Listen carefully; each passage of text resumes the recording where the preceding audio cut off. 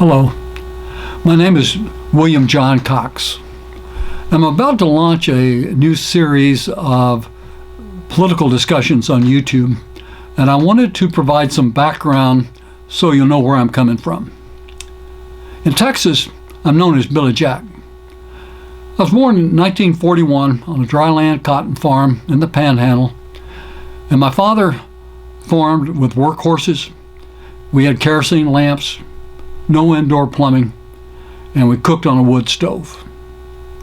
My mother died when I was 4, my father when I was 10. And my 7 older brothers and sisters tried to raise me, did the best they could, but I became a chronic runaway and ended up before an old judge when I was 16 years old, and he gave me a choice. I either go to reform school or I go to military school. Well, I graduated from New Mexico Military Institute in 1958, and I joined the Navy. I became a hospital corpsman. And after 4 years, I got out and I became a police officer. And I joined a movement we call the New Breed. And that is that we were going to work to professionalize the law enforcement service. And I became president of our local police association. And I was president of the San Diego County chapter of the statewide police organization that adopted the original law enforcement code of ethics and worked on the legislation that created the Peace Officer Standards and Training Commission in California that's now been adopted by every other state. In 1968, I moved up to Los Angeles and joined the Los Angeles Police Department and started law school. And while I was there, I wrote the policy manual of the police department containing its principles of policing and its policy that still governs all police decisions in the city of Los Angeles. I was also loaned to the federal government, and I worked on the National Advisory Commission on Criminal Justice Standards and Goals. And I got to write the introductory chapters that dealt with the role of the police in America and police policy formulation. And essentially, that is the nature of my training, is to be a policy analyst and to take very large and difficult situations and to formulate simple, succinct policies to serve as guidelines for decision making. After I graduated from law school, I went back to Washington, D.C., and I worked for the Justice Department for a while to implement national standards and goals. And I returned to Los Angeles County, where I became a district attorney, deputy district attorney, and I engaged in the prosecution of criminal defendants in the municipal and superior courts. They transferred me to juvenile court, and I decided I really couldn't prosecute kids given my own background in the criminal justice system. So I opened a public interest law practice in which I primarily represented young people accused of serious crimes in an effort to give them a second chance. I also became interested in the political situation, and I became convinced that our government no longer represented us. So I filed a class action lawsuit on behalf of every citizen of the United States, directly in the U.S. Supreme Court, in which I alleged that our government was under the control of special interest groups and corporations, and that it no longer represented the ordinary people that elected it. And I asked the court to impose a remedy by which we are given every 4 years, when we vote for president, a national policy referendum in which we're given the 12 most critical questions, issues facing our country for the next 4 years, and we vote on them, either yes or no, in answering these questions. And in doing so, we, the people, make our own policy, and we force those who seek our vote to take a position on these issues instead of doing everything they can to avoid taking a position on any issue. Well, the Supreme Court didn't hear my petition. But the next year, in 1980, I conducted a write-in campaign during the presidential election to promote the national policy referendum and to also promote a concept of nonviolent war. It's a police alternative to declarations of war against a nation and their people. Instead, Congress would issue an arrest warrant, and it would direct the president to take that person into custody or to arrest that person from doing what they are doing, and to compel that person who is harming their own people and harming us to appear at the World Court of Justice to defend their government against a lawsuit that we would file, and in which they would have to leave the country. And we know that once they left the country, they would probably never be allowed to return. Well, as you know, I was not elected in 1980. But as soon as the election was over, I traveled up to Santa Barbara, where President-elect Reagan was sitting up on top of his mountain at his ranch, and the world news media had gathered at a hotel down at the foot of the mountain. And I went there, and I found all of the journalists in the cocktail lounge, and I held a press conference. And I conceded the election, and I didn't demand a recount. But after I left the press conference, I went by the Reagan's press office, which was there at the hotel, and I dropped off a handwritten letter in which I asked him to seriously consider the fact that the Soviet Union lied about its military progress, and that it misrepresented its military strength, and that he examined the true intelligence and to kick a few tires before he undertook a massive expenditure on military weaponry. Well, I don't think he got my letter, but in any case, I continued to practice law, and the next year I represented a survivor of Auschwitz on a pro bono basis against those who denied the Holocaust.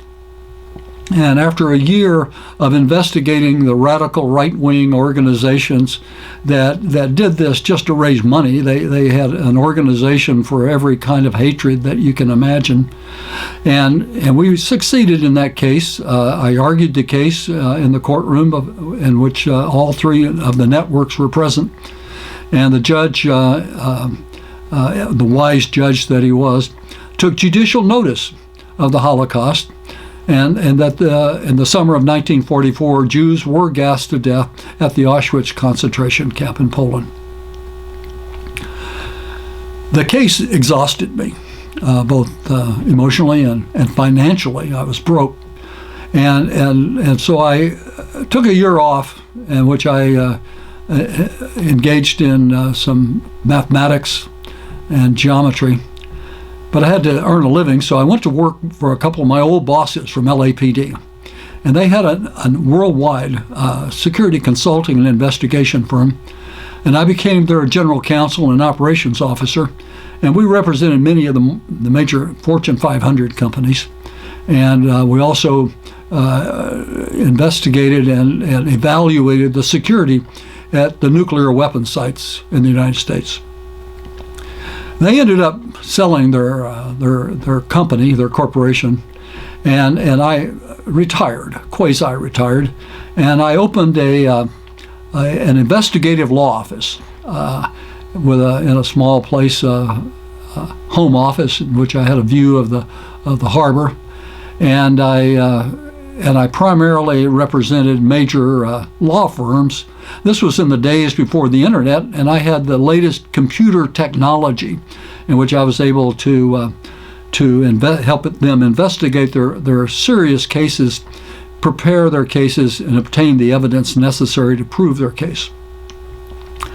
I also represented a secret client at that time, and I helped to publish the suppressed Dead Sea Scrolls that had been suppressed for almost 40 years through 2 generations of biblical scholars had been denied access to many of these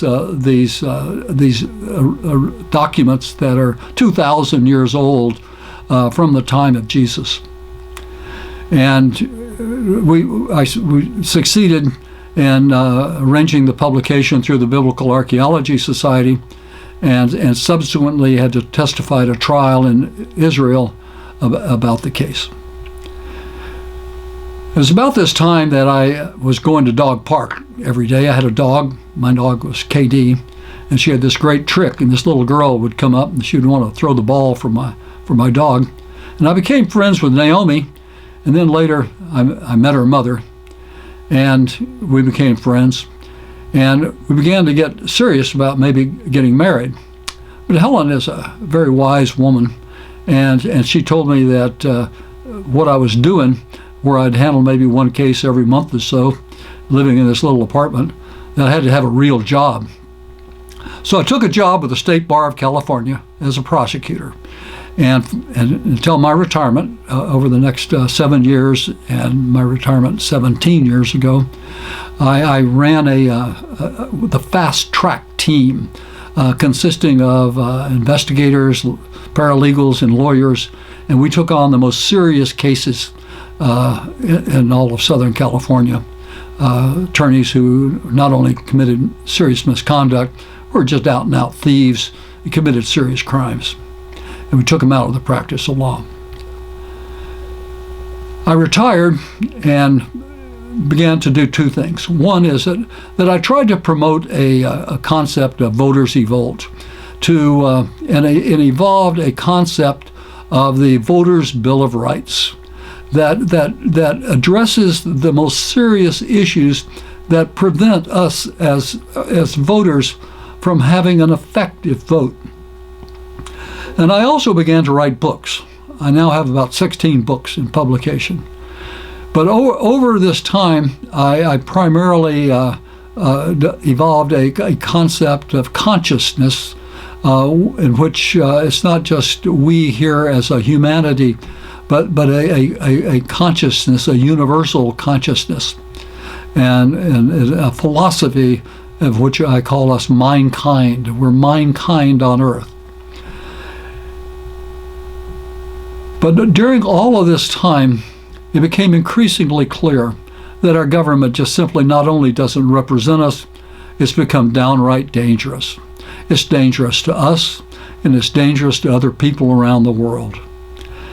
We've got another election coming up, and I was then wondering what I can do about it. What might I do to make a difference? Well, back when I was in Washington, D.C., I joined a group. We called ourselves the Tuesday Night Supper Club. And we'd get together every Tuesday night, and one of us would have to host the others. And the rule was we had to cook a cheap dinner, and I cooked pancakes. But we would talk about political issues and philosophical issues. And we would, as staff, most of us were staff people in the government agencies there in Washington, and we would be talking about matters that would be make the headlines the next day. And this was back when in the last days before Nixon resigned. Well, I can't invite all y'all over for supper, but what I am going to do is that I'm going to get together with a friend of mine, someone I worked with at the State Bar, and she and I are going to get together for a Friday night happy hour. After we put our week to bed, and we want to kick back and look at the week, see what's going on, and have a glass of wine, drink a beer, and discuss what's going on in politics.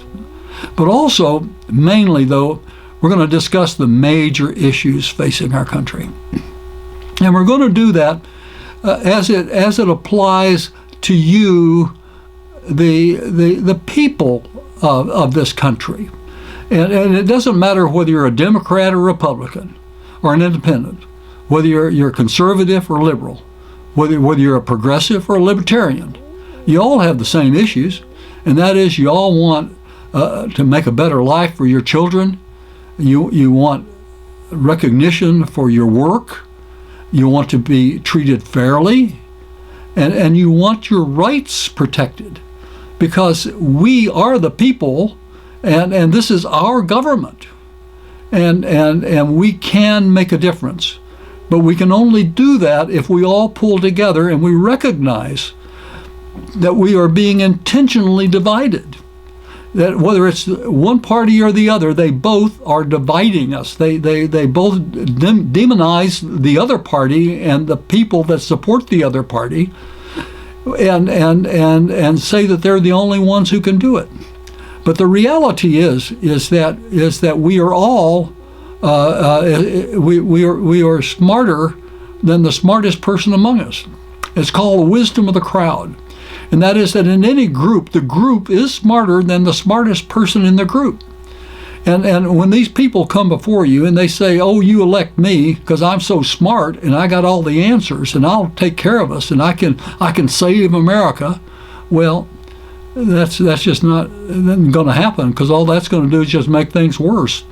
And we're going to end up in another war. And this time around, it's going to be the end of humanity, because a nuclear war will just simply destroy humanity. It won't destroy the world. Oh, the old Earth, she'll just clean herself up. After 1,000 years or two, the rivers will again run clear to the oceans. And in maybe another million years or so, and another species will arise and look out and see the remains of our civilization and wonder, why? What happened? Well, here's the deal. We can make a difference, but we've got to work together. We've got to come together and respect each other, and we've got to respect that we each have rights, and that we can't take charge of our government and deny the others the right to have a say. So I'm going to ask you to join with me over the next 6 or 8 months, or whenever it is, till the election in November. And we're going to get together, and we may not make it every week, but we will be posting these discussions on YouTube. And what I'd like to do is to ask you to join me and to watch these, and if you like what you see, please subscribe to my channel, and give us a like, and post a comment, and share with others. Thanks for your time. Take care.